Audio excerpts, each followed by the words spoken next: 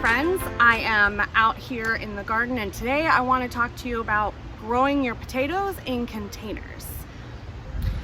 So the reason I like to grow my potatoes in containers is I have more control over the soil and also over protecting my potatoes from pests. Everybody has pests, we all deal with it, but potatoes are one of those things where if you put them in the ground and you have any types of moles or voles, you will potentially have a problem with your potato harvest. And I don't like that, especially living in the suburbs. And so if I'm able to control that just a little bit more, then I will do that. The other thing about growing in containers is that you have the ability to be diligent with your soil moisture. Sometimes the planting in the ground, you can rot your potatoes because it holds on to too much moisture. So by choosing a container that has good drainage, you can plant your potatoes in almost anything. And when I say anything, I mean anything. Some people will grow their potatoes in laundry hampers, in giant buckets, just depending on what they have available. For me, and how I'm going to describe what I'm doing today, I grow in these large belt bags that are grow bags, specifically designed to grow food. And so first what I'll do is I'll get my soil ready and my potatoes ready. So we're actually not planting today, but we'll make sure to end the video on that, so stay tuned. So the thing about soil is it doesn't have to be confusing, but it does have to be loose. You'll see how nice and loose my soil is, and it's nice and black. This is a combination of potting soil, raised garden bed soil, and I'm going to be adding some fertilizer before planting my potatoes. And the fertilizer that I use for potatoes is bone meal. So what I'll do is I mix my potting soil and my raised bed soil together, and then once I actually plant, well, I mix some of the bone meal in with the soil too. Then once I plant my seed potatoes and I put the soil on top of the seed potato, I will add a little bit more fertilizer on top so that as it rains, the fertilizer can go down and feed the roots of my potatoes. Well, potatoes are the tubers. Isn't that weird? We're growing tubers instead of from seed, like all of that. Which is one of the cool things about potatoes. You have a potato, just like this blue Adirondack potato, and I'm growing 3 types of potatoes. And this potato is a tuber. You put it in the ground and you will grow a bunch of potatoes. And then next year, when you save your potatoes for seed potatoes, I will be able to grow a genetically identical plant to this potato here and get more potatoes. How cool is that?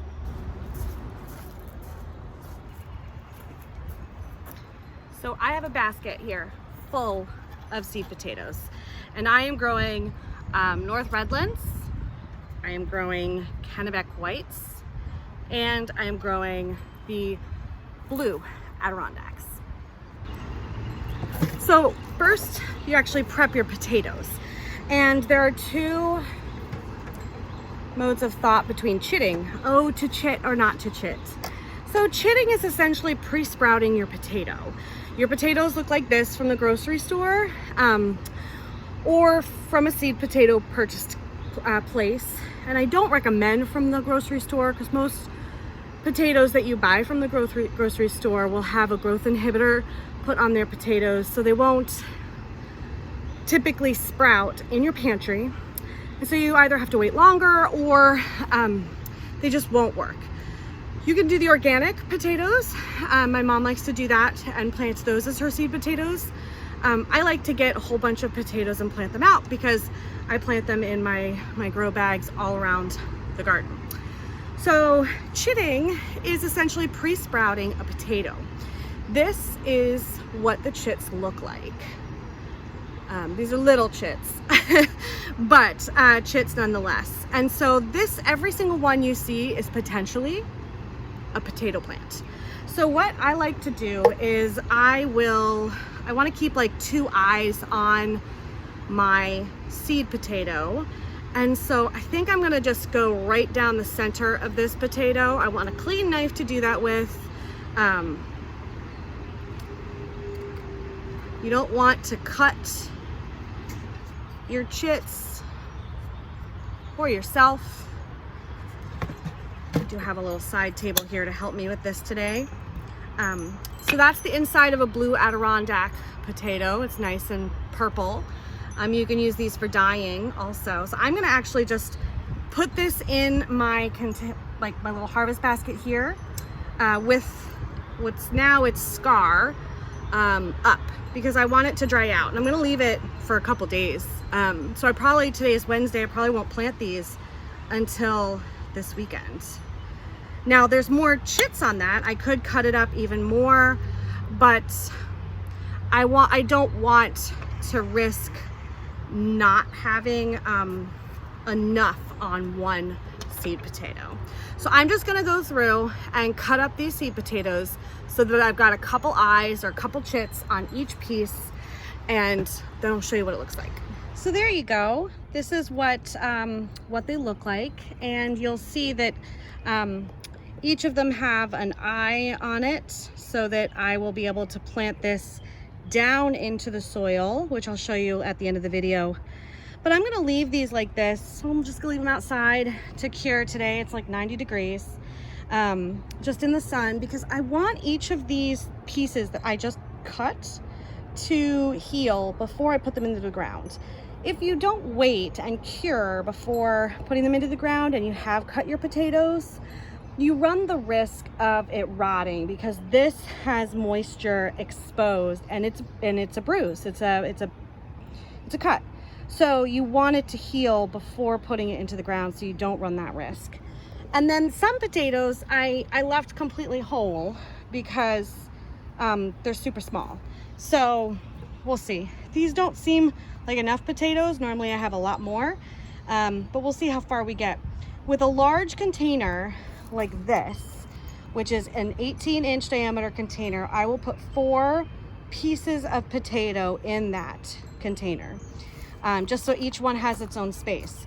And so I'll have to count these here and see if maybe I need some more potatoes, because I've got like 15 bags and that's definitely not enough.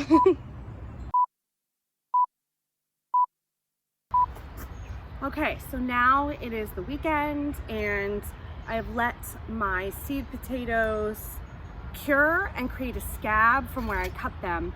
And I just want to show you that it has this really interesting film. Some of these actually didn't survive. I think our house may be a little humid, and so there was a couple that developed mold and had to go. But if you look, they've also started, see right there, they started to chit. Which is that new green growth that's coming out of the eyes, which is really great. That's what we want. Because from here, we are going to be planting them in our pots. So I have here a 15-gallon pot. It's got a really nice big space. It's a really deep pot too. I've folded it down because I do mound up my potatoes, and I want to make sure that they have enough space for me to mound. So what I'll do is I take my potato, and I've already prepped the soil with bone meal and compost. And all I'm gonna do is I'm gonna make sure that there is at least 4 to 6 inches worth of soil under here, which it comes to here in the bag. So I know that that's about 4 inches. And I'm gonna just put it right here on top, and I'm gonna put about 4 of them in here because this is a big pot. You really don't want to go over 5. I could put one in the middle, but I want bigger potatoes, so I'm gonna leave the space and allow them to get bigger.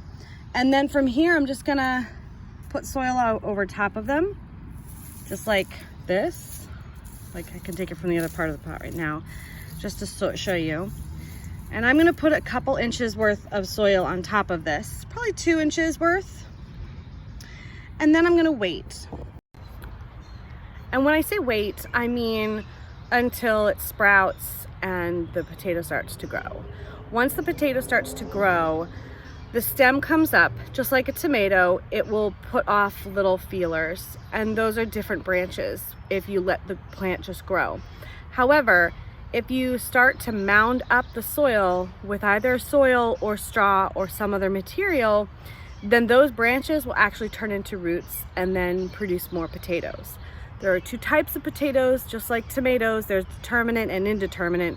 So with a determinate amount of potatoes, like these blues, I will only get a certain amount of potato no matter what. So I can't mound it up that much. But other mounding style potatoes, you can do this. That's where you can see like people growing in like laundry baskets and getting a huge yield because they've gotten an indeterminate potato and have continued to mound up. So I have some of both. So I mound only until the top of my bucket, which is about 16 inches. So I will have 10 inches worth of mounding. What that means is I will probably be able to mound twice in these big containers. And I will wait until the potato plant is about 2 feet tall before I mound the next level. So once these potatoes grow and they're 2 feet tall, I will add straw or soil. I'll probably add soil first, then straw for my second mounding, because I want to really get the best amount of potatoes that I can in the pots that I have. Now I also have this out of garden backyard section that I have set up, or my children rather did. And we're gonna be planting potatoes out here too. So let me go ahead and show you that space. So here it is, and I'm actually going to be putting them here closest to the tomatoes that I planted. And these are going to be my red potatoes. And I will also be doing the mounding up method here. So this has a fresh layer of compost on top. And all I'm gonna do, just like the other ones, we'll go back here. Those are my sunflowers. We're just gonna create a little hole. Bury that potato. And hopefully we'll see it in a couple weeks. So this is really exciting for me. I've actually never planted potatoes in the ground before, and so I'm trying something new. I have no idea if it's gonna work. It might fail. The bunnies might eat it. The groundhogs might eat it. The foxes might eat them. I don't know. Moles, voles, and all the pests might just eat them all. But I'm gonna try, and we'll see what happens. I know the potatoes will work in the bags because I've grown them before. So I'm gonna finish planting those, and I will hopefully be able to show you my yield in about 4 or 5 months. Thanks for following me today. I'll see you next time.